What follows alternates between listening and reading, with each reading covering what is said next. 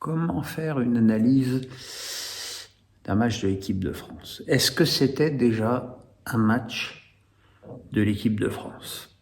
Ou plutôt un match d'une vague équipe bas prime, à prime, sélectionnée effectivement fin novembre, début décembre, mais quand il n'y a pas de Coupe du Monde, quoi, juste pour occuper les bavards, quoi.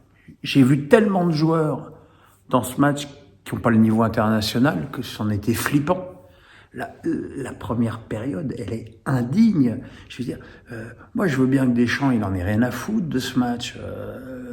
Sa compo accrédite cette thèse, mais tu peux pas aligner en Coupe du Monde sous le maillot de l'équipe de France une équipe aussi faible. C'était dramatique.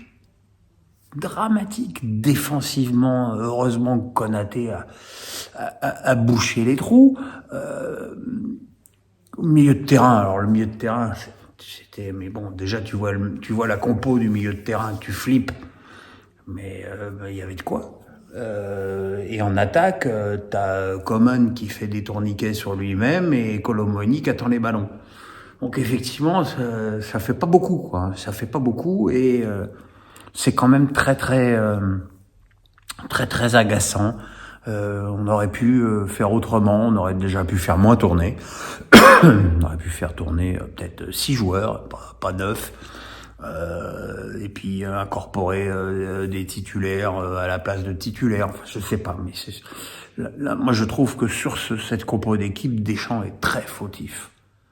Et quand en plus le premier remplaçant qu'il fait c'est Saliba, ou pas Mécano, il est fatigué, sans déconner. Surtout que Saliba, il manque de coûter un but au bleu quasiment d'entrée.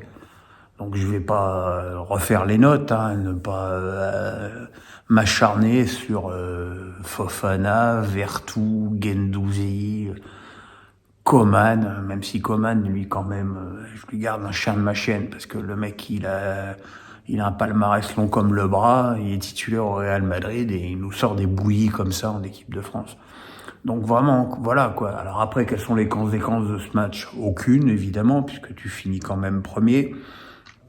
C'est juste que ça la fout mal, quoi. Alors, je sais pas quelle importance ça a de la fout mal. En tout cas, ce qui est sûr, c'est que ça montre bien à beaucoup de joueurs que leur place, à défaut d'être dans les 25, ce qui était évidemment pas le cas, est sur le banc de touche et surtout pas plus, quoi. Je veux dire, il faut bien espérer maintenant que nos titulaires n'aient aucun pépin physique et qu'on puisse continuer à être, je dirais, plus performant.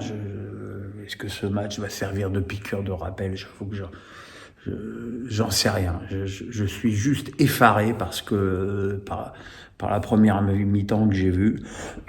Alors, pardon.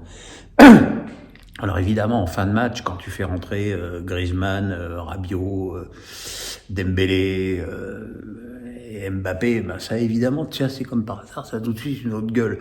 Mais voilà quoi. Mais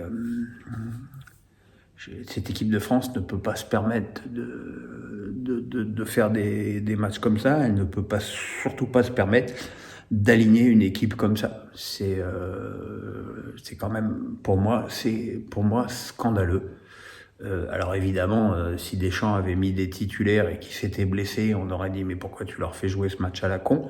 Bien sûr, mais c'est une Coupe du Monde, hein, c'est pas la Coupe à oui, c'est pas la Ligue des Nations, c'est une Coupe du Monde. Donc il y a quand même un minimum d'exigence à avoir pour les joueurs qui sont sur le terrain, et clairement il y avait la moitié de l'équipe qui n'a rien à faire ni en équipe de France ni à la Coupe du Monde.